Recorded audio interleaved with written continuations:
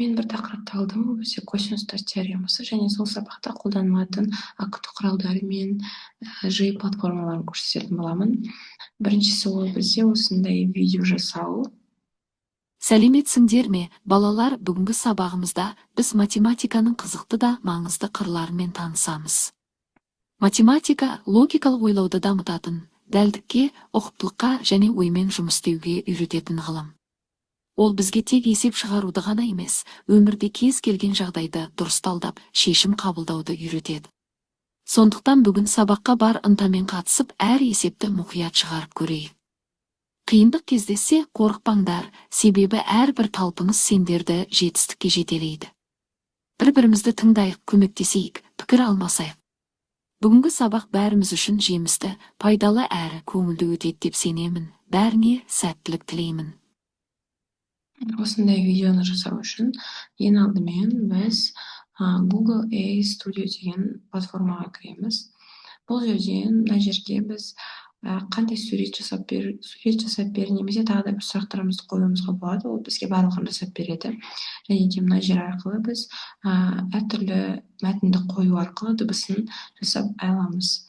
Келесі видео жасау үшін біз Pixverse программасына кіріп, осы жерден суретімізді қойып, дыбысымызды қойып, ары қарай видео жасай аламыз. Әртүрлі мәтінді қоюға болады, және әртүрлі адамның суреттерін сөйлетуге болады. Мысалы бізде DailyText Edu платформасы. Бұл платформада 3D фигуралардың ішіне тапсырмаларды жасауға болады. Мысалы, мен жасаған тапсырмам ол мынандай 3D куб. Бұның ішіне жаңағы менің тақырыбыма сәйкес тапсырмалар берілген. Бұл оқушының қызығушылығын тудырады, және де жеңіл тапсырмадан бастауы мүмкін оқушы, немесе тапсырманы өзі таңдап орындайды. Келесі ол бізде Learning Apps платформасы арқылы. Бұл платформада осындай кесте беріледі. Кестенің ішінен оқушы өзі таңдап орындайды. Мысалы, қандай мәнін қоямын деген сияқты қылып.